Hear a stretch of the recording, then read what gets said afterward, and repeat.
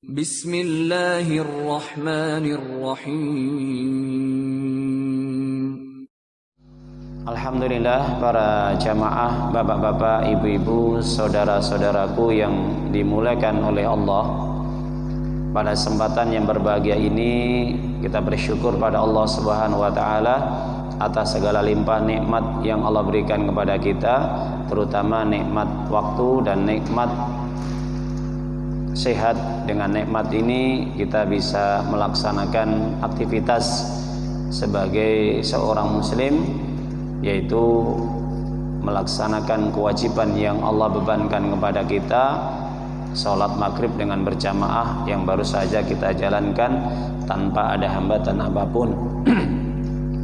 Dan kita bersyukur pada Allah Subhanahu wa taala. Alhamdulillah, pada kesempatan yang mulia ini kita akan melanjutkan kajian kita yang insyaallah kita masih membahas tentang tafsir di dalam surah Al-Mu'minun, surah yang ke-23, ayat pertama sampai ayat yang ke-11. Dan insyaallah kita akan melanjutkan yaitu ayat yang ke-9, yang dimana ini bagian daripada sifat-sifat orang-orang mukmin yang dijanjikan oleh Allah Subhanahu wa taala yang akan memasuki surga Firdaus ataupun Jannatul Firdaus, surga yang paling tinggi, surga yang paling luas, surga yang paling indah,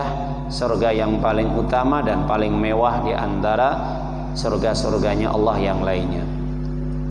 Para jamaah rahimani wa rahimakumullah azza wa jalla, di dalam surah Al-Mu'minun ayat yang ke-9 kemarin sudah kita menjelaskan yaitu sifat atau ciri orang yang beriman, yang di antara mereka melaksanakan apa yang diperintahkan oleh Allah dan juga mengikuti apa yang telah dicontohkan oleh nabinya yang mulia Muhammad Rasulullah sallallahu alaihi wasallam. Di dalam ayat 9 ini para jamaah, Bapak Ibu, a'azakumullah, Allah menyebutkan walladzina hum ala shalawatihim yuhafidun, yaitu orang-orang yang senantiasa mereka menjaga sholatnya. Kemarin sudah kami paparkan, kami jelaskan, yaitu di antara orang yang menjaga sholatnya ada beberapa poin yang pada intinya kita bahas. Poin yang pertama, kemarin kita sudah menjelaskan, orang yang disebut hifdzus sholah, menjaga sholat, adalah mereka yang betul-betul hifdzul mawaqit, ya, menjaga waktu-waktunya. Kemarin sudah kita jelaskan, terutama orang yang disebut orang yang sholat adalah mereka senantiasa bisa menjaga waktu yang Allah tetapkan. Kemarin sudah kita paparkan, kita terangkan dalil-dalilnya di dalam surah An-Nisa ayat yang ke-103, surat yang keempat, dan juga di dalam hadis-hadis Nabi yang sahih, ya. Tapi para jamaah, Bapak Ibu, kaum muslimin, a'azakumullah, poin yang kedua, di antara orang yang menjaga sholatnya adalah yaitu mereka yang senantiasa menjaga sholat berjamaah dan juga tata caranya. Nah, ini akan kita kupas insyaallah. Para jamaah Bapak Ibu yang dimuliakan oleh Allah Subhanahu wa taala, di antara maksud ayat ini sebagian para ulama tafsir, walladzina ala shalawatihim yuhafidun, orang-orang yang senantiasa menjaga salat 5 waktunya. Jadi mereka yang disebutkan ayat ini adalah mereka yang juga menjaga ketertiban salat, yaitu tentang masalah menjaga jamaahnya. Jadi salat menjaga salat dengan berjamaah, dan juga tata caranya bagaimana salat berjamaah yang benar, dan juga keutamaan-keutamaannya, ya. Ini akan kita kupas insyaallah Mudah-mudahan Allah akan memudahkan urusan kita. Para jamaah Bapak Ibu yang dimuliakan oleh Allah, maka kalau kita memahami tentang bagaimana sholat berjamaah yang baik dan benar, sebelumnya kita akan mengambil petunjuk di dalam ayat Allah Subhanahu wa taala yang disebutkan oleh Allah. Bisa kita buka di dalam surah Al-Baqarah, surat yang kedua, ayat yang ke-43. Surat yang kedua, ayat yang ke-43. Di dalam surat Al-Baqarah ayat yang ke-43, para jamaah Bapak Ibu, Allah memerintahkan wa aqimus shalah wa atuz zakah warka'u ma'ar raki'in. Di dalam ayat ini Allah menyebutkan ada 3 perintah. Yang pertama perintah wa aqimus shalah, yaitu perintah untuk mendirikan sholat. Otomatis ini perintah untuk menjaga sholat 5 waktu. Yang kedua, Allah memerintahkan wa'atuz zakah, yaitu agar mereka membayar zakat, baik itu zakat harta maupun zakat fitrah, yang hukumnya wajib bagi mereka yang mampu. Kemudian yang ketiga, para jamaah, Allah memerintahkan warka'u ma'ar raki'in, ditutup dengan kalimatnya warka'u ma'ar raki'in, rukuklah bersama orang-orang yang rukuk. Sebagian para ulama menjelaskan di sini adalah yarka'u ma'al mu'minin, rukuk bersama orang-orang yang beriman, atau menyebutkan sebagian ulama mereka adalah orang yang sholat bersama Nabi dan para sahabatnya. Para jamaah Bapak Ibu rahimani wa rahimakumullah azza wa jalla, sebagaimana Ibnu Katsir rahimahullah azza wa jalla ketika menjelaskan ayat ini, kalimat yang terakhir warka'u ma'ar raki'in, beliau mengatakan di akhir tafsirnya, kalau antum buka di dalam tafsir Ibnu Katsir juz yang pertama, Ibnu Katsir mengatakan wa qad istadalla katsiru minal ulama bihadil ayah ala wujubil jamaah. Jadi Ibnu Katsir ketika menjelaskan ayat ini, apa kata beliau? Bahwasanya kebanyakan para ulama ini istadalla, beristidlal, menggunakan dalil atau hujah dengan ayat ini tentang hukum wajibnya sholat berjamaah. Ini Ibnu Katsir, ya, Ibnu Katsir, ya. Jadi para jamaah Bapak Ibu yang dimuliakan oleh Allah, ini pendapat Ibnu Katsir yang saya baca di dalam Al-Qur'anul Azim. Jadi beliau mengatakan qad istadalla katsirun minal ulama bihadil ayat ala wujubil jamaah. Jadi berdasarkan ayat ini, maka para ulama berpendapat, ya, kebanyakan mereka itu bahwa ayat ini menunjukkan tentang kewajiban sholat berjamaah, karena di situ menggunakan fiil amr, ya, menggunakan fiil amr. Warka'u ma'ar raki'in, rukuklah bersama orang-orang yang rukuk. Para jamaah Bapak Ibu yang dimuliakan oleh Allah Subhanahu wa taala, tentang hukum sholat berjamaah ini memang ada khilafiyah, ada perbedaan pendapat. Ya, sedikit saya kupas tentang masalah fikih sholat jamaah ini. Yang pendapat pertama, sebagaimana mazhab Imam Hambali atau mazhab Hanabilah, ini berpendapat bahwasanya hukum sholat berjamaah adalah fardu ain alias wajib, ya. Jadi ini pendapat mazhab Imam Ahmad bin Hambal atau yang dikenal dengan Hanabilah, ini hukum sholat berjamaah hukumnya wajib. Pendapat yang kedua, sebagaimana pendapatnya Abu Hanifah, bahwa hukum sholat berjamaah adalah sunnah muakkadah, yaitu sunnah yang ditekankan atau sunnah yang mendekati wajib. Adapun pendapat yang ketiga, mazhabnya Imam Malik, ini berpendapat bahwasanya sholat berjamaah adalah fardu kifayah. Jadi fardu kifayah ini kalau ada sebagian wilayah negeri atau tempat di situ sudah mendirikan amalan atau ibadah, maka tempat yang lain gugur kewajiban. Ini yang dinamakan fardu kifayah. Jadi sebagaimana sholat jenazah ini, maka yang paling benar adalah fardu kifayah kalau salat jenazah ya. Sebagaimana jumhur ulama, mayoritas ulama mengatakan kalau sudah ada menyolatkan jenazah tadi, maka yang lain tidak wajib mensolatkannya. Ini maksudnya fardu kifayah. Yang terakhir adalah pendapatnya Imam Asy-Syafi'i, yang dimana pendapat Imam Asy-Syafi'i ini ya, jadi ini sebenarnya ada dua pendapat ya. Jadi pengikut Imam Syafi'i ada mengatakan wajib, ada juga berpendapat yaitu sunnah muakkadah. Terkait dengan perbedaan pendapat ini maka jelas para jamaah, maka di antara 4 mazhab ini memang berbeda. Tapi ada satu pendapat yang dipegang oleh Syekhul Islam Ibnu Taimiyah. Ini lebih tegas lagi bahwa sholat berjamaah itu syarat sahnya sholat. Syarat sahnya sholat. Nah itu. Tapi para jamaah yang dimuliakan oleh Allah, terlepas dari perbedaan pendapat ini, maka mana yang lebih kuat? Ya, jadi kalau dalam segi fikih ini ya, di antara hukum ini istinbatul ahkam, mengambil keputusan hukum ini, di antara perbedaan pendapat ulama ini mana yang lebih rajih, yang lebih kuat? Maka di antara para ulama ketika menelusuri tentang masalah hukum-hukum salat berjamaah ini ya, saya mengambil dari pendapat apa yang disampaikan oleh Syekh bin Baz, Syekh Utsaimin, Syekh Albani ya, seorang ulama kibarul ulama ya.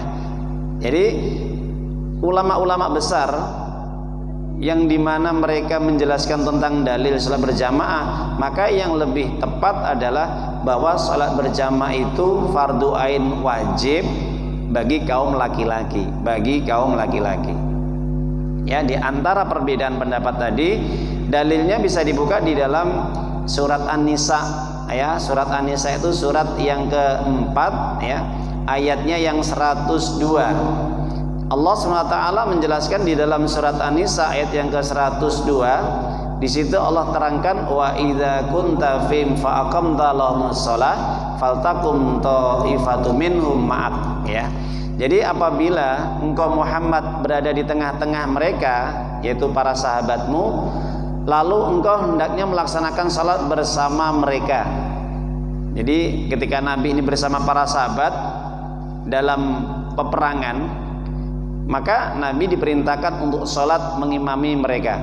Maka hendaklah segolongan mereka, yaitu berdiri sholat bersama kamu wahai Muhammad, dan menyandang senjata mereka. Jadi terkait dengan ayat ini para jamaah Bapak Ibu, dalam situasi perang maka sholat dengan menenteng senjata itu boleh ya, ini diperbolehkan. Jadi dalam kondisi darurat, sholat dengan membawa senjata atau dengan menenteng senjata, karena ini kondisi perang ya, kondisi perang, kondisi darurat, maka di sini perintah dari Allah. Jadi hendaknya mereka sambil menyandang senjata, dikatakan oleh Allah di dalam ayat ini. Kemudian faida sajadu falyakunu mi waraikum wal ta'ti ta'ifatun ukhra lam yusallu falyusallu ma'ak ya. Kemudian Allah menjelaskan di dalam ayat selanjutnya, kalimat selanjutnya, kemudian apabila mereka yaitu telah melaksanakan sholat bersama kamu dalam kondisi sujud, kemudian mereka menyempurnakan satu rakaat, maka hendaklah mereka pindah dari belakangmu untuk menghadapi musuh, dan hendaklah datang golongan yang lain yang belum sholat, lalu mereka sholat denganmu ya. Jadi di dalam kalimat ini ada dua perintah. Yang pertama Allah memerintahkan, yaitu kalimatnya faltakum ta'ifatum minhum ma'ak, hendaknya segolongan lain sholat bersama kamu. Ini menunjukkan bersama kamu ya. Waltakum ta'ifatum minhum ma'ak, ini mengandung bentuk kata kerja perintah ya. Ini menunjukkan para sahabat diperintah oleh Allah untuk sholat berjamaah dengan Nabi. Itu perintah pertama. Kemudian perintah yang kedua, Allah memerintahkan lagi wal ta'ti ta'ifatun ukhra lam yusallu fa yusallu. Dan ketika kelompok pertama, barisan pertama ini sudah selesai sholat bersama Nabi dapat satu rakaat, kemudian dia keluar dari barisan, menyelesaikan sholat, salam. Kemudian yang berjaga tadi ini gantian sholat di belakang Nabi untuk menyelesaikan bersama Nabi rakaat yang kedua. Jadi cuman satu rakaat dibagi dua kelompok. Nah itu, yang pertama berjaga-jaga kalau ada serangan musuh. Nabi sholat bersama para sahabatnya atau kelompok pertama. Kemudian ketika Nabi sujud, ya, maka kelompok ini menyelesaikan, ya, langsung bangkit dari sujud, salam, kemudian keluar, ya, kemudian berjaga. Kemudian kelompok yang berjaga tadi kemudian masuk barisan, kemudian takbir langsung sujud mengikuti Nabi berdiri, ya, rakaat yang kedua sampai salam bersama Nabi. Ya, ini menunjukkan para jamaah Bapak Ibu bahwa dalam kondisi darurat seperti ini maka tetap Allah perintahkan untuk sholat berjamaah. Maka disinilah Ibnu Qayyim al-Jauziyah menjelaskan, ya, bahwa sholat berjamaah hukumnya wajib atau fardu ain. Padahal ini dalam kondisi darurat, dalam kondisi betul-betul genting, perang, ya, perang ini, apalagi kondisi aman. Itu dalil yang pertama di dalam ayat yang 102 surat An-Nisa, surat yang keempat. Dalil yang kedua yaitu hadis Nabi SAW para jamaah yang dijelaskan bahwasanya Abu Hurairah radhiyallahu anhu menerangkan, datang seorang laki-laki tua yang buta menghadap Nabi, kemudian mengadukan permasalahan dia. Ja'a rajulun a'ma, bahwa datang seorang laki-laki yang buta, kemudian faqala, berkata kepada Nabi, ya Rasulullah, inna laisa liqaidun yakuduni.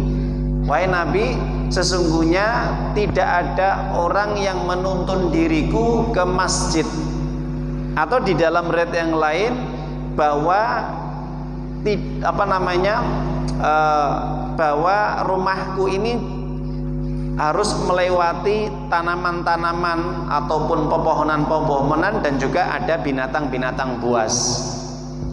Fasa'ala Rasulullah SAW ayrakhisa faisali fi baitihi. Maka laki-laki yang buta tadi meminta kepada Nabi agar sholat di rumahnya, meminta keringanan agar sholat di rumahnya. Falamma walla da'ahu faqala hal tasma'un nida bis shalah wa qala na'am qala fa'ajib. Ketika laki-laki buta ini minta keringanan supaya diperbolehkan sholat di rumahnya, maka saat itu Nabi diam, tidak komentar. Nabi tidak komentar, ya.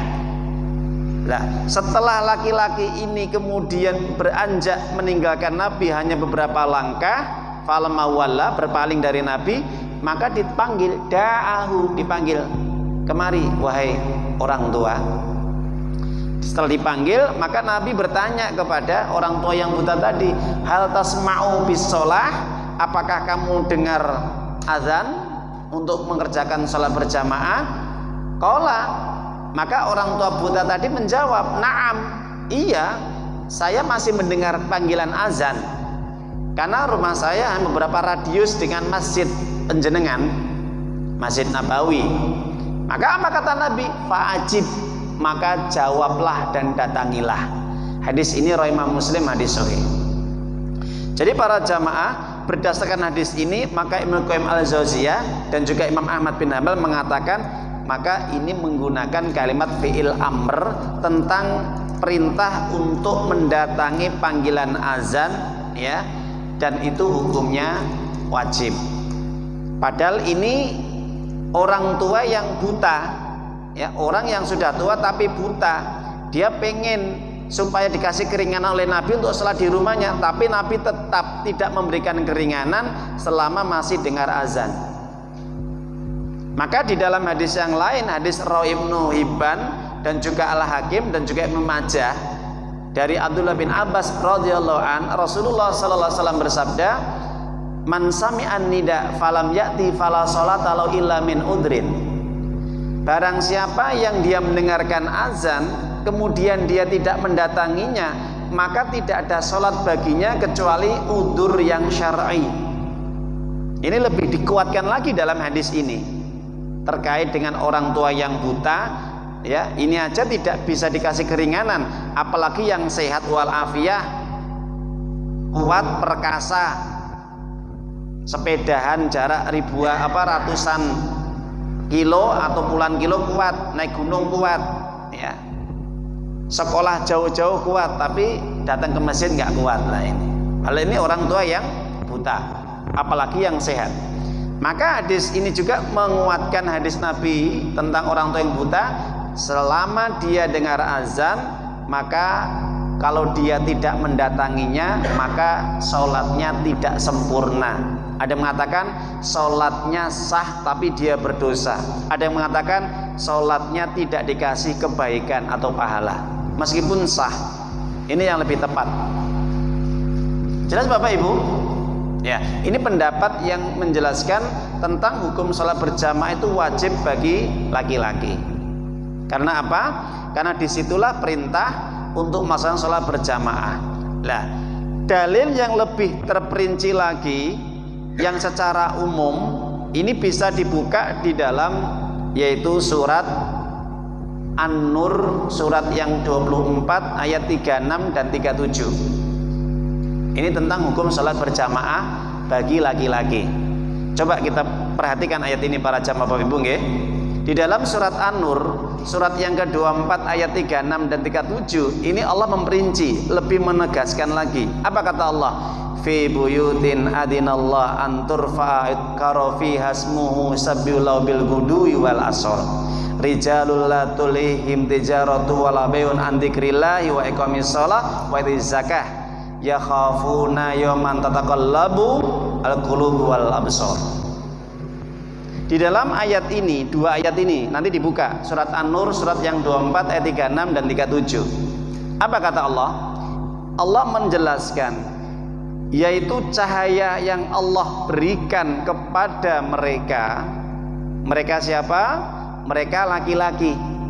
Allah akan memberikan cahaya, nur di situ, ya, cahaya. Para ulama menjelaskan, Allah akan memberikan kebaikan yang besar dan banyak. Dan Allah akan memberikan kemuliaan dan rahmatnya bagi laki-laki yang dia senantiasa memuliakan rumah-rumah Allah dan mensucikan rumah-rumah Allah dan senantiasa memakmurkan rumah-rumah Allah setiap pagi dan petang. Masya Allah, ini ayat Allah ya. Jadi siapa orang yang diberi cahaya oleh Allah, yang akan diberi rahmat oleh Allah, kebahagiaan hidup, yang akan disinari keluarganya dengan cahaya Allah, dirahmati, dinaungi kebahagiaan, sakinah, mawaddah, warahmah. Berdasarkan ayat ini, mereka adalah rijal. Perhatikan ayat yang selanjutnya, rijal. Rijal itu maknanya adalah jamak dari rojulun. Jadi para ulama tafsir mengatakan adalah ini kaum laki-laki yang dimana mereka didapuk, diangkat menjadi pemimpin dalam rumah tangga. Jadi bukan nisa tapi rijal. Ingat ya, rijal. Kita dapatkan kalimat rijal ini di dalam surat An-Nisa ayat 34, surat yang keempat. Ar-rijal qawwamuna 'alan nisa. Laki-laki atau suami itu adalah pemimpin bagi istri-istrinya. Perhatikan. Jadi kalau laki-laki ini sebagai pemimpin, maka otomatis dia akan senantiasa memberikan teladan yang baik kepada keluarga dan anak-anaknya dan istrinya. Maka di sini menunjukkan laki-laki yang tidak dilalaikan. Perhatikan, la tulhihim tijarah, tidak dilalaikan dengan urusan perniagaan, jual beli dan bisnisnya. Andikrilah, dari mengingat Allah, kata Allah. Dari mengingatnya itu apa? Mengerjakan sholat 5 waktu dan juga membayar zakat, sedekah, infak atau zakat harta. Maka dari situlah disimpulkan laki-laki yang seperti ini takutnya hanya kepada Allah. Ya khafuna yauman tataqallab al-qulub wal absar. Jadi orang seperti ini, laki-laki seperti ini tandanya laki-laki yang takut kepada Allah. Jadi kalau ada laki-laki yang dia senantiasa menjaga sholat berjamaah, ini adalah laki-laki yang baik, laki-laki yang betul-betul soleh, laki-laki yang bisa membimbing keluarganya menuju kebahagiaan dunia dan akhirat dan keselamatan nanti di sana. Kenapa? Karena laki-laki ini dia sudah betul-betul memegang amanah Allah dengan baik. Karena dia takutnya kepada Allah, bukan takutnya kepada manusia atau siapapun. Karena dia takut nanti pada hari kiamat hati dan penglihatan mereka itu bergoncang karena takutnya siksaan Allah nanti pada hari kiamat. Jelas ya? Jadi para jamaah Bapak Ibu, ini hukum terkait dengan salat berjamaah ini banyak nas-nas dalil yang menunjukkan tentang kewajiban ya, perintah kepada laki-laki untuk salat berjamaah di masjid. Bagaimana dengan perempuan? Wanita tidak ada kewajiban salat berjamaah di masjid. Namun kalau seandainya wanita ingin tetap melaksanakan salat berjamaah, maka itu pun juga tidak dilarang selama batasan-batasannya dijalankan, aturan-aturannya, syarat-syaratnya dijalankan. Izin suami, tidak boleh menggunakan harum-haruman atau minyak wangi, tidak boleh bertabaruj, macak, menor, bersolek ya, sehingga bisa menggoda kaum laki-laki atau jamaah laki-laki nanti di masjid atau di jalan. Kemudian juga wanita tadi ya harus bisa menjaga dirinya dari pandangan laki-laki, dan yang paling juga penting adalah tidak ikhtilat bercampur baur. Nah itu ketika di masjid ya ataupun ketika di jalan, syarat-syaratnya harus terpenuhi, ada mahramnya juga lebih utama.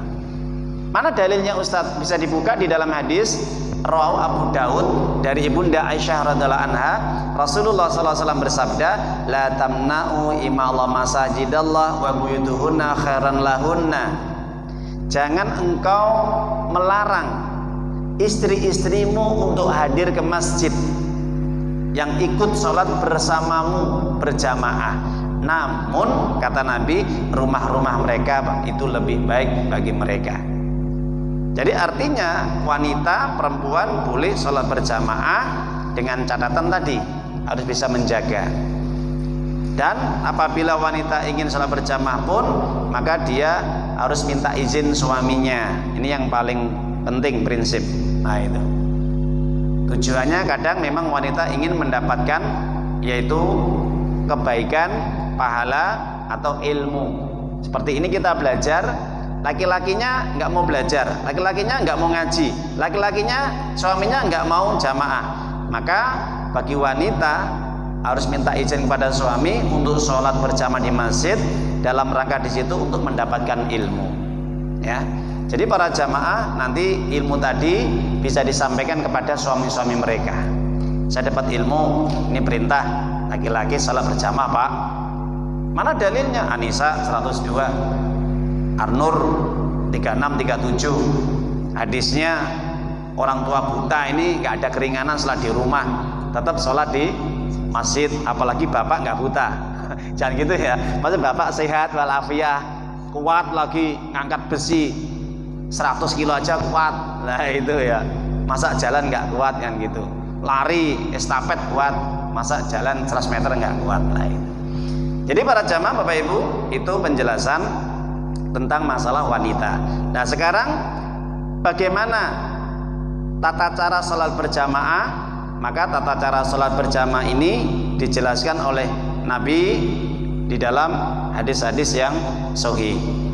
Dijelaskan dari Anas bin Malik radhiyallahu an, tata cara sholat berjamaah bagi laki-laki kalau dia berdua, maka posisi laki-laki ya tata caranya yaitu imam dan makmum itu harus serapat antara kanan dan kiri. Jadi tidak boleh berjauhan. Bapak Ibu perhatikan ya. Ini kalau laki-laki dengan laki-laki kalau sholat berjamaah 2 orang, misalkan di masjid cuma 2 orang, maka tata cara sholat berjamaahnya adalah yaitu laki-laki imam itu sebelah kiri, maka makmum sebelah kanan. Ini kalau sholat berdua, jadi serapat, mepet. Ya, ini kalau sholat berjamaah berdua. Bagaimana dengan perempuan? Apakah sama kalau dia sholat berjamaah berdua di rumah? Sama. Jadi terkait dengan keumuman hadis ini, maka para ulama menjelaskan bahwa hukum tentang tata cara sholat laki-laki berjamaah 2 orang itu sama dengan perempuan yang berjamaah 2 orang. Ya itu. Jadi tidak ada perbedaan. Ya. Nah, bagaimana kalau berjamaah secara banyak? Ya sudah kita paham ya, yang tadi seperti itu. Jadi sop laki-laki di depan, sop perempuan paling belakang. Kenapa? Karena Nabi mengatakan khairus sufufif rijal awaluha wasyaruha akhiruha. Sebaik-baik barisan laki-laki itu paling depan, yang paling buruk paling belakang. Belakangnya wanita. Wa khairus sufufin nisa akhiruha wasyaruha awaluha. Sebaik-baik barisan perempuan adalah di belakang laki-laki, dan yang paling buruk adalah di depan laki-laki. Jadi yang benar bagaimana barisan? Ya insya Allah seperti ini. Lah bagaimana kalau di masjid musola itu ada barisan laki-laki dan perempuan itu sama, serapat, cuman hanya dibatasi dengan tembok ataupun selambu, ya. Maka untuk kehati-hatian, meskipun ada pendapat yang membolehkan, ya, tapi pendapat yang lebih kuat, maka sebaiknya mengamalkan hadis ini. Karena apa? Nabi mengatakan di belakang bukan di samping. Karena teks dalam redaksi hadis ini menunjukkan bahwa sebaik-baik wanita paling belakang. Jadi akhiruha, di akhir. Akhir itu kalau pada zaman itu agak jauh wanita daripada barisannya laki-laki. Jadi kalau ada nanti di masjid musola ada misalkan barisan laki-laki dan perempuan itu sama, ini bahaya nanti. Kenapa? Kalau nanti ini tidak kelihatan, barisan perempuan yang tertutupi tembok ataupun selambu ini bisa-bisa nanti lebih maju daripada barisan laki-laki. Ini bahaya, ini bisa melanggar hadis Nabi. Nah, ini kewajiban bagi imam.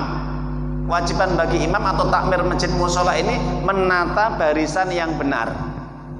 Ya, alhamdulillah kalau kita masjid-masjid yang kita bina atau ada pengajian-pengajian yang menjelaskan tentang hukum tata cara salat berjamaah yang benar sesuai dengan dalil-dalil yang benar, maka insya Allah benar sholatnya. Tapi kalau nggak pernah dijelaskan, dibina jamaah dan masyarakatnya atau umatnya, itu nggak pernah benar-benar terus. Jadi nanti kalau disampaikan repot, mereka nggak pernah tahu dan tidak mau mengerti, dianggap salah. Kenapa? Karena lebih mengikuti imam mereka, lebih mengikuti imam mereka daripada ilmu kebenaran. Bagaimana tata cara sholatnya wanita kalau seandainya berjamaah? Ini ibu perhatikan, bagi wanita sop atau barisan wanita kalau dia berjamaah dijelaskan di dalam hadis sahih. Ada 2 hadis. Yang pertama hadis dari Ummu Salamah radhiallahu anha, yang kedua hadis dari Ibunda Aisyah radhiallahu anha.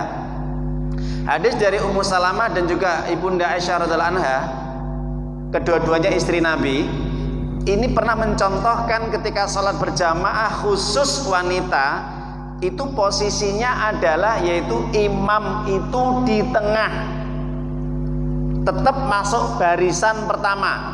Perhatikan, jadi tidak mencar atau tidak pisah dengan barisan. Ibu-ibu, resong ya? Saya ulangi lagi kalimat saya, jangan sampai salah nanti persepsi atau gagal paham.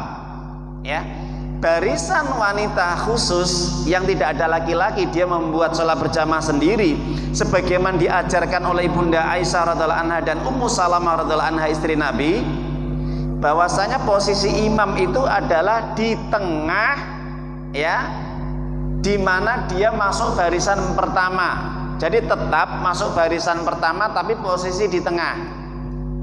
Jadi kalau bertiga ya di tengah dia, kalau banyak ya tetap di tengah.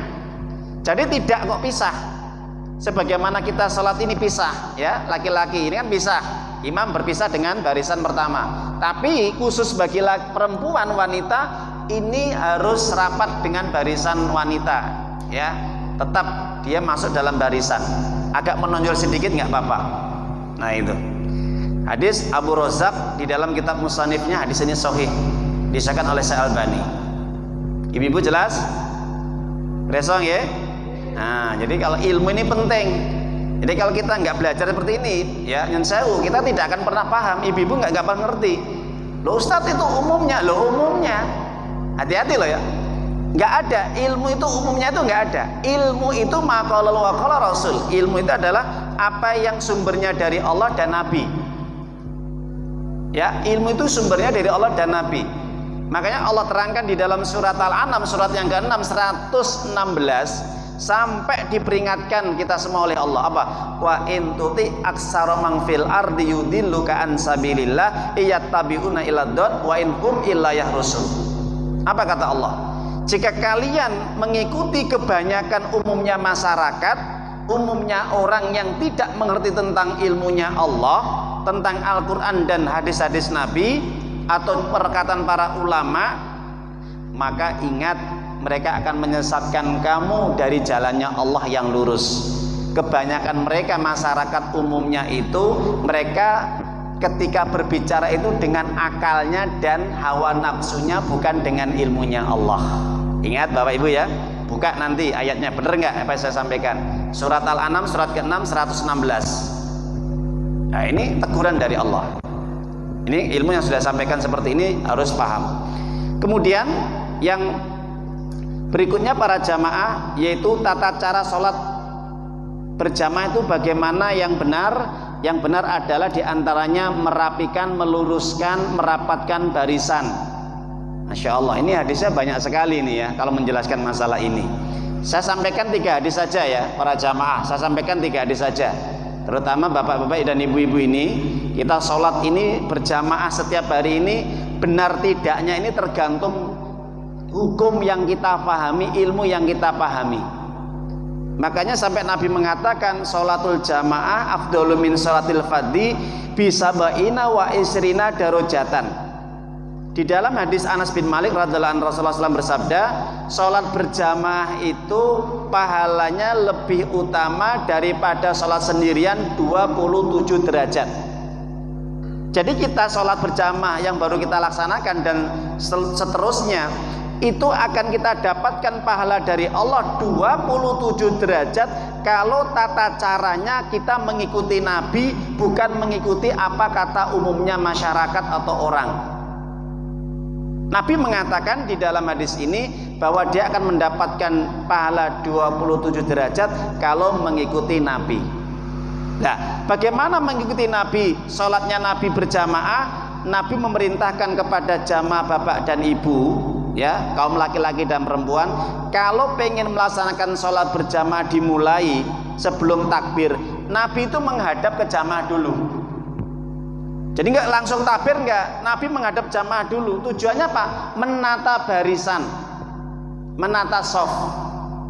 Makanya Nabi mengatakan, sawu sufufakum fa inna tasfiyata shafi min tamami shalah. Lurus barisan, Bapak Ibu. Kata Nabi ya, luruskan barisan kalian. Karena meluruskan barisan termasuk kesempurnaan sholat. Kesempurnaan sholat. Itu yang pertama. Yang kedua, Nabi menjelaskan di dalam hadis dari sahabat Nu'man bin Bashir radhiyallahu an, ya, Rasulullah SAW bersabda, apa kata Nabi? Istawu, atau Nabi mengatakan latusawu saufakum, lurus dan rapatkan barisan kalian, lurus dan rapatkan. Kalau tidak, hati-hati kalian, wajah-wajah kalian akan dirubah oleh Allah dan diperselisihkan. Ini ancaman dari Nabi. Orang sholat berjamaah kalau tidak merapatkan barisan, meluruskan barisan, akan diperselisihkan hatinya, dibuat terjadi kebencian dan permusuhan. Contoh, kita sholat merapatkan barisan, ini yang dirapatkan nggak mau, dia pegel, nyingkir, atau dia bergeser. Ini dibuat perselisihan. Sehingga disitulah setan akan menggoda orang yang tidak mau merapatkan tadi. Ini lebih mudah untuk digoda setan dan dipalingkan oleh Allah karena tidak mau dirapatkan barisannya. Ini yang kedua.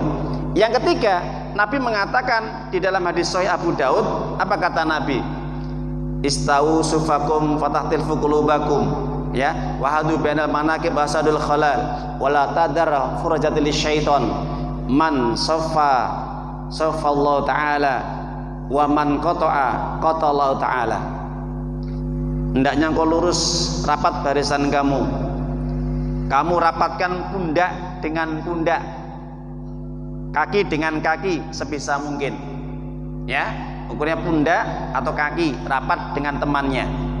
Jangan sekali-kali, kata Nabi, wala tadar furjatil syaitan, kamu biarkan setan itu masuk dalam celah-celah barisan kamu. Jadi kalau orang sholat tidak mau dirapatkan lurus barisannya, ya, dia genggang, maka di situ setan hadir di tengah-tengah tadi. Tujuannya bukan sholat, Pak, Bu, salah loh ya. Enggak apa-apa. Ada ini seorang tokoh ini mengatakan, ya, ketika menafsirkan hadis ini mengatakan, loh, kalau ada setan itu masuk celah-celah, ya bagus itu. Mereka juga ikut sholat setannya, masa dilarang? Jadi kalau nggak merapatkan barisan itu nggak apa-apa, hukumnya mubah loh itu. Nah, ini maaf, tokoh ini tidak paham tentang makna kalimat hadis ini, dan ini jahil betul, bodoh. Nah, itu. Padahal maksud Nabi itu jangan sampai setan itu menghasut kamu, membisikkan kamu, dan menjadikan kamu berpecah belah dan berselisih hati kamu.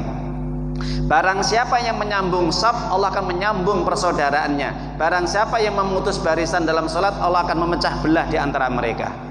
Hadis Abu Dawud. Jelas Bapak Ibu? Semoga bermanfaat kajian pada malam hari ini. Kita akan lanjutkan yang akan datang insyaallah. Semoga ini bisa menambah ilmu kita, pemahaman kita akan pentingnya tentang bagaimana hukum-hukum tentang sholat berjamaah, tata caranya, dan akan kita kupas lagi siapapun yang berhak menjadi imam, dan bagaimana sholat itu bisa diterima, syarat-syaratnya apa saja, rukun-rukunnya, sunah-sunahnya akan kita kupas secara detail insyaallah. Wallahu a'lam bishawab. Semoga bermanfaat. Kita tutup dengan bacaan hamdalah. Alhamdulillahirabbil alamin. Subhanaka Allahumma wa bihamdika asyhadu an la ilaha illa anta astaghfiruka wa atubu ilaik. Bila taufiq wal hidayah, akhiru da'wana. Assalamualaikum warahmatullahi wabarakatuh.